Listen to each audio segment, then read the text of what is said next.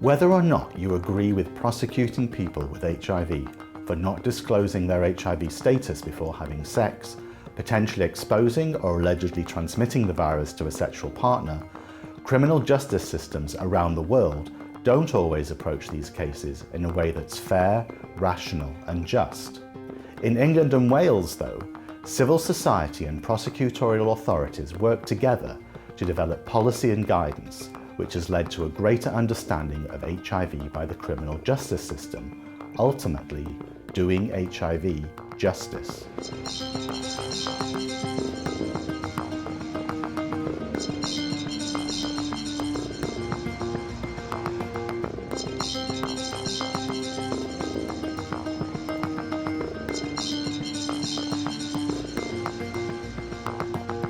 Although most countries can and do prosecute potential exposure to the risk of HIV transmission, in England and Wales, only actual transmission is prosecutable. The law used is the Offences Against the Person Act of 1861, and the charge is either reckless or intentional grievous bodily harm.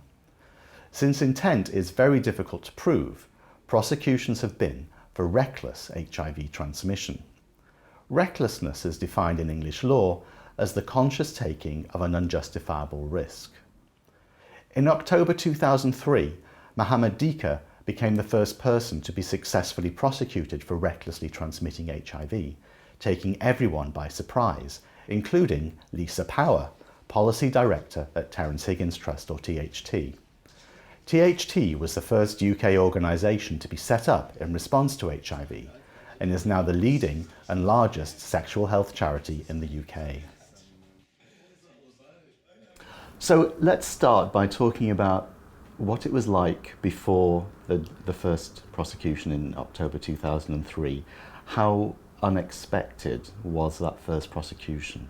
We'd had a prosecution in Scotland and we were aware that they could happen, but we'd had previous cases in England where it hadn't gone to court, so I think we were unnecessarily tranquil about the whole thing, and the Dika case just kind of exploded on us. We didn't see it coming until it was already in court.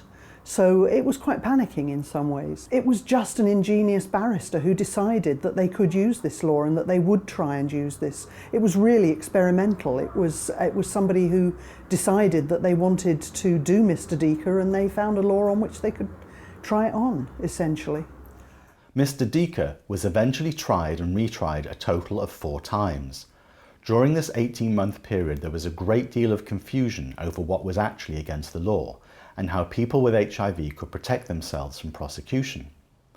The second case led to even more uncertainty.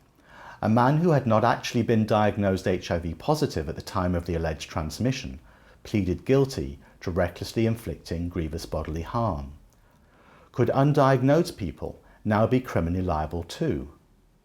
A third case, Kanzani, which reached the Court of Appeal in March 2005, clarified that a person who knows their HIV positive status and does not disclose this prior to sex that carries a risk of transmission would potentially be liable to prosecution if transmission occurs. Unfortunately, the media covered these and later cases with inaccurate and stigmatizing headlines, and the publicity meant that more people began making complaints, including people who weren't actually infected. It was incredibly messy to start with, and we all know the cases that got to court and what was actually finally prosecuted. But we were seeing, after the first reports of the Dika case and then the others got into the press, we were seeing all kinds of people suddenly being accused. The police were making it up as they went along, and the Crown Prosecution Service were trying to catch up with what was going on. And it was chaos out there, and that of course translated into an awful lot of very worried people with HIV. So at what point did it become clear that the way forward was prosecutorial guidance? Well, we wrote to the Crown Prosecution Service asking them to meet with us because it was chaos, but we didn't get a response. We wrote to them twice and didn't get anything out of them. And then Youssef from NAT had the bright idea of writing to the Commission for Racial Equality and copying them in. And of course that threat brought them round the table very fast indeed. So God bless Youssef, he found the key to make them pay attention to what we were trying to do. Yusuf Azad is the Director of Policy and Campaigns at NAT, formerly the National AIDS Trust. NAT is the UK's leading HIV policy organisation. In July 2004, Yusuf and Lisa brought together many stakeholders within the HIV sector to discuss tactics, which is where the idea emerged that they had to engage with the Crown Prosecution Service. We weren't getting anywhere, and so that's where I said, okay, let's cut to the chase. We wrote a letter from the chief execs of NAT and THT to the Director of Public Prosecutions, the man in charge, but we copied in the chair of the Commission for Racial Equality. There is an obligation on a public body in law in the UK, and that includes the Crown Prosecution Service, to work in a way that promotes equality and eliminates discrimination. We pointed out that the first three prosecutions are of African migrants, so there's a race equality dimension to what they were doing. There could be, going forward, if gay men were prosecuted, a sexual orientation equality dimension. And because people with HIV are disabled, deemed to be disabled in our legal system, there was a disability equality dimension. So the fact that the first three people accused and prosecuted were African was something that we responded to by reminding the public authorities of their equality duty and their equality obligations. And that letter broke through the silence and the obfuscation, and within a couple of weeks, the process of developing prosecution guidance had begun. And within the HIV sector, was there consensus that that was the way forward, rather than, say, attempt for law reform or any other way? There were a lot of different opinions, but the majority of people in the sector didn't want the law involved at all. They didn't want anything to be against the law. And Yusuf and I kind of stood out. Our agencies were very clear that you couldn't have nothing ever being an offence, that just wasn't going to wash. We knew that changing the law was unlikely to happen, and even if it did happen, it wasn't even that there was no guarantee it would go our way. It was highly likely not to go our way. We could have actually ended up with a specific penalty for HIV transmission that was even more draconian. Until we could get law reform and get a very big change in public opinion, what we needed to do was actually to mitigate the harm being done. So can you remember what the early process was like in terms of the first meeting and who was there, and what kind of discussions were had at those early meetings? I think it's fair to say that once we got them to come to the table with us, the senior officers at CPS were happy to do the process.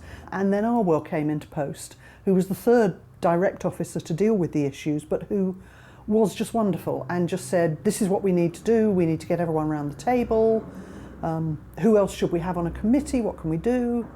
And things just moved very, very fast once Arwell was in there.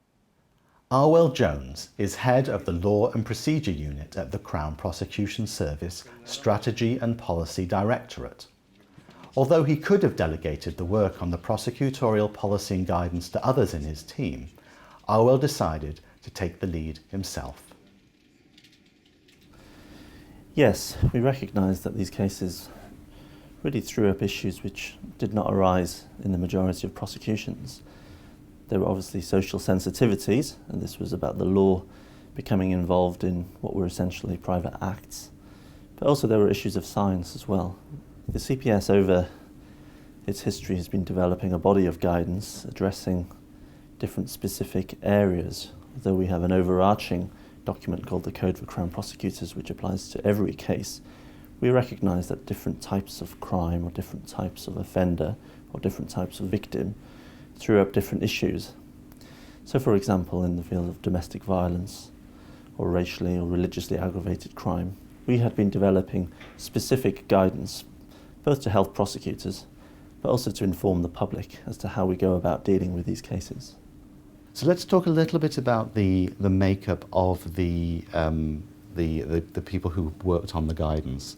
Could you perhaps go through the different stakeholders that met to discuss the prosecutorial guidance? Yes, well, the process itself, it took some time because the further we looked into this, the more issues that seemed to be thrown up.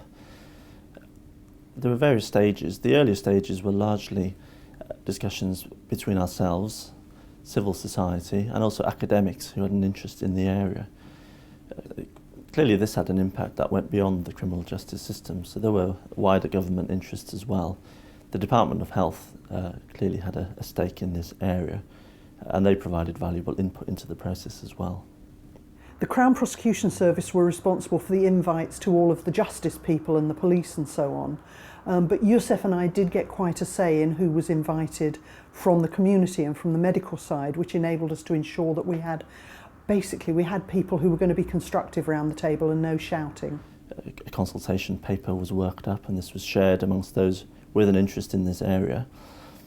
And once it became clear that the real heart of this guidance needed to be the addressing of scientific issues, at that stage we then contacted the government's chief medical officer. And at that stage, various clinicians and virologists were brought in to provide their expertise as well. We would not be where we are without the support of HIV doctors and virologists who were concerned about the possible impacts of the prosecutions and willing to help us. Were you more open to hearing this from expert virologists than perhaps from civil society who knew about these things but weren't expert? We took all of the advice and representations that we received very seriously. Clearly, when we were getting into much more complicated and intricate scientific areas, we did need to satisfy ourselves that this was the consensus view held within the expert field. Our guidance, which would be publicly available and open to scrutiny, could at any stage be the subject of a judicial challenge.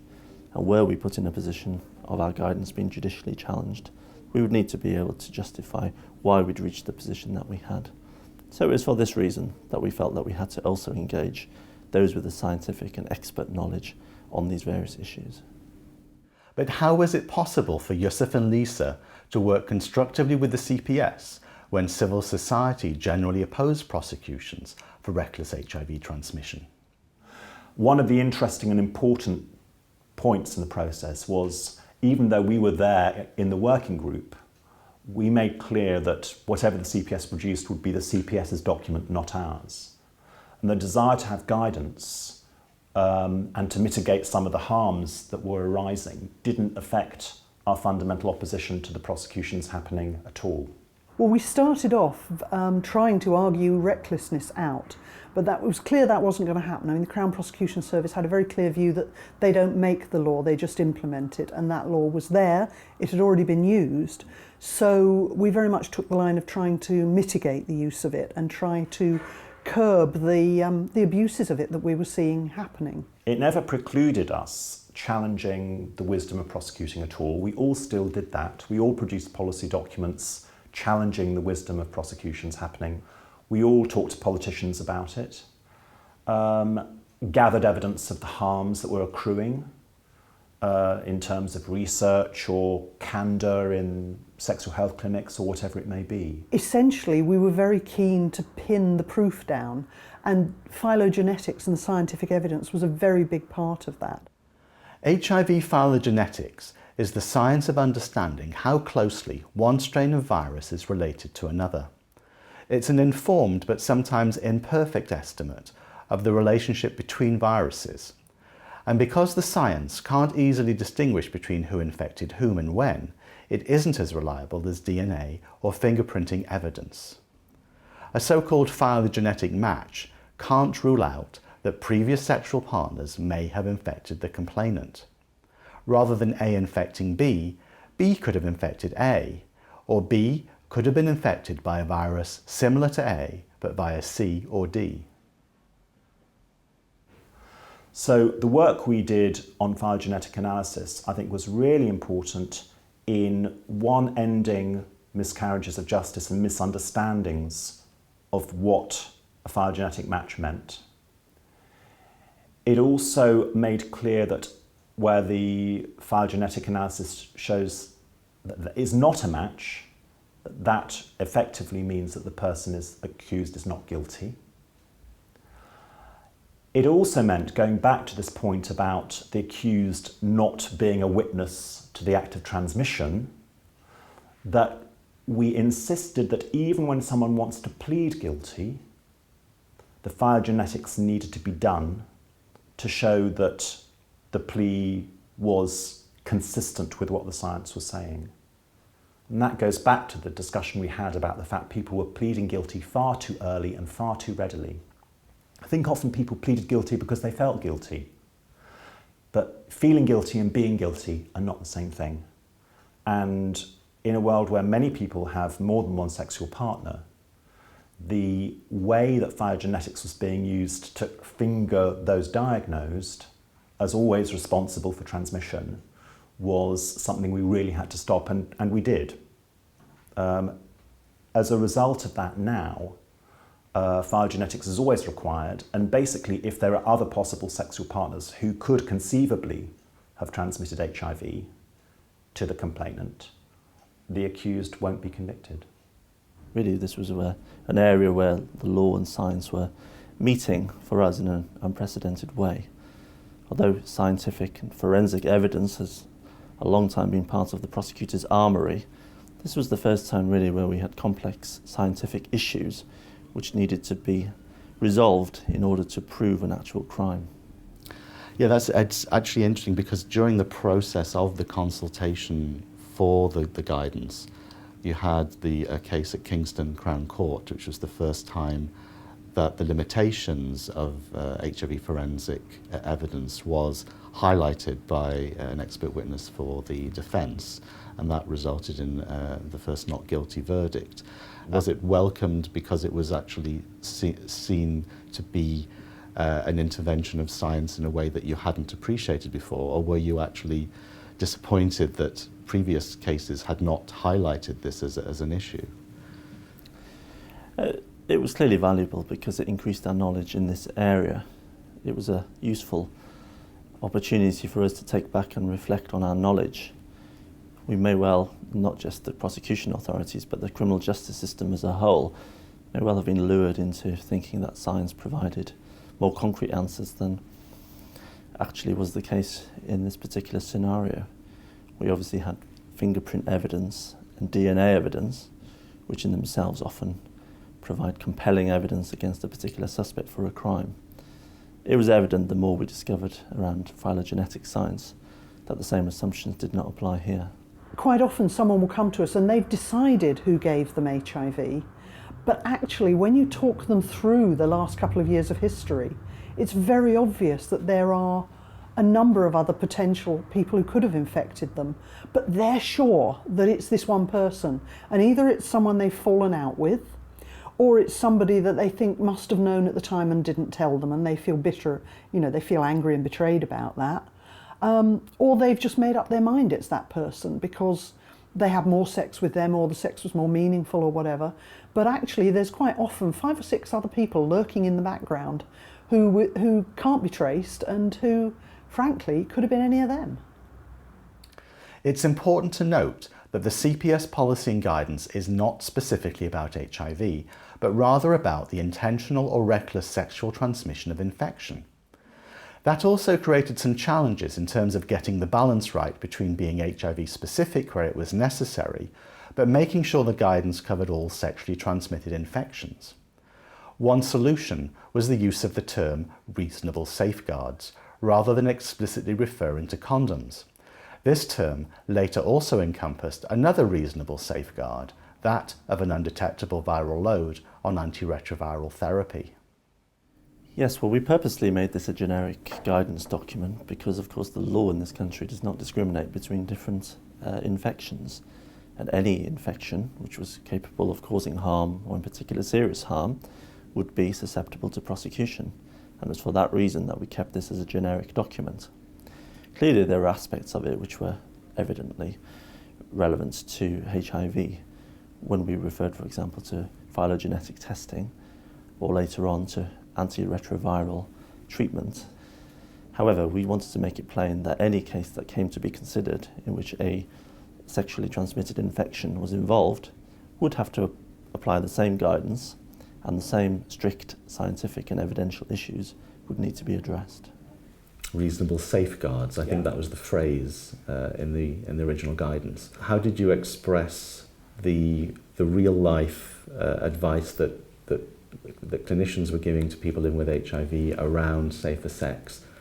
It was a technical point in a way, because it was very clear that in the case of HIV, the reasonable safeguard included condoms. It was useful because it did not exclude other possible reasonable safeguards that you could argue about in a court. So I think the fact that there wasn't a sort of definitive list of this is what it is to act protectively, in the end is probably helpful rather than unhelpful. We felt it was very important to include some guidance on safeguards, and that would relate to any safeguards. And clearly we didn't want our guidance to have any adverse effect on public health, and we wanted to make it clear that those who acted responsibly and did use adequate safeguards were unlikely to be demonstrated as being reckless and therefore susceptible to a prosecution. It wasn't difficult to introduce the basic fact that reasonable safeguards, going back to our initial concept, yes, it can be a condom, but it can also be an undetectable viral load. Now, you know, there's still, I know, some debate as to whether even with an undetectable or very low viral load, there may possibly be, in very rare circumstances, a transmission. Similarly to consistent condom use, it can break, it can slip, there could be a transmission. So the point was simply that it's protective enough, in fact so very protective, that it should be considered comparably to a condom to be a reasonable safeguard against transmission. We haven't had a case, so that will be interesting. But again, it will go back to how the accused was advised by their doctor, and on that basis whether they were acting reasonably or not. Following a public consultation which delayed the guidance by more than a year because the CPS took the more than 60 responses very seriously and needed to substantially revise the original draft, the guidance was finally published on the 14th of March 2008. This was followed by a THT report, Policing Transmission, that concluded that the scope and approach to police investigations went beyond what the law intended. NAT then worked with the Association of Chief Police Officers to create guidance for the police, which could not have been done without the CPS policy and guidance providing clarity on the law. The CPS guidance itself is a living document, with ongoing revisions as new cases bring new issues to light, or when there are new developments in HIV science. We caught up with Lisa, Yusuf and Arwell at the CPS's Central London offices to talk about lessons learned. It's now 4 years since the first guidance came out. Yusuf, in those 4 years, how have your expectations of the process changed from the very beginning until now? Looking back, what lessons have you learned? I think we're really pleased with this process and proud of it, actually. It's brought immense benefits. To recap, some of the key points, I think, were having clear expectations of what could and what could not be achieved, asking the prosecution service to do things that they were able to do, not asking them to do things they were not able to do, and working out which of the strong arguments, obviously, that we thought we had were relevant to the CPS and which really were not relevant and should be taken elsewhere. So, yeah, I think it's brought clarity, it's brought peace of mind, and I think also it's a good example of how you can establish an ongoing relationship with a public service body. Lisa? I think for me, once we'd got the guidance, the key subsequent lesson was it's great to have guidance, but it's not enough. You actually have to get the word out there about it. And we very much learned that the guidance is only as good as the prosecutors who are using it. And if they're not using it, there's still a need to do a great deal of liaison. That's what's been really good about the ongoing relationship with Arwell and with the CPS policy unit, has been for me the ability to actually discuss cases, to actually say, I think something might be going wrong here, are you sure these people, and just check in that the cases are known to central CPS and are proceeding properly. So, well, would you agree that although the process has been a successful one, things are not always perfect? No, it's inevitably the case that things won't be perfect. In terms of the guidance itself, one thing we realised was that once the guidance had been drafted and issued, we had to keep it under constant review. Lessons were being learned as new cases came to light, which is why it was valuable to keep our close relations with stakeholders to make sure that we could go back to them and to seek their views and their thoughts as we evolved the guidance. So what would you recommend to other prosecutorial authorities who are being approached by the equivalents of Lisa or Yusuf around the world? What would you say to them to allow them to listen to the HIV sector and to consult with experts on this in this area? It's the hallmark, really, of a mature and transparent and accountable prosecution service to open up its processes, to show how it goes about its business, how it makes its decisions, and to invite comment and feedback from those who have a stake in that. It's a process that's valued us hugely, both in this and in other contexts. It's improved our prosecution decision making. We accept that people will not always agree with the decisions that we make. But one thing that we are confident of is that people will understand broadly how we came to those decisions, even if they don't quite agree with them. And so, Lisa and Yusuf, conversely, what would you suggest to civil society organisations, people working in the HIV world, who are trying to advocate for guidelines? Given everything that you've gone through in the past, what wisdom perhaps could you share now in terms of getting the initial meeting and in terms of engaging the prosecutorial authorities? One aspect is, I don't want to say be nice, but I mean it's about tone and approach and a recognition that prosecutors have a job to do, and it's an important public service. So the fact that we approach the CPS not all guns blazing and criticising them for doing their job, which is to apply the law, but rather constructively saying there are a lot of unknowns, there are a lot of issues that you may not have thought of because you're not HIV experts, no reason why you should be. We might be able to help you think through some of these.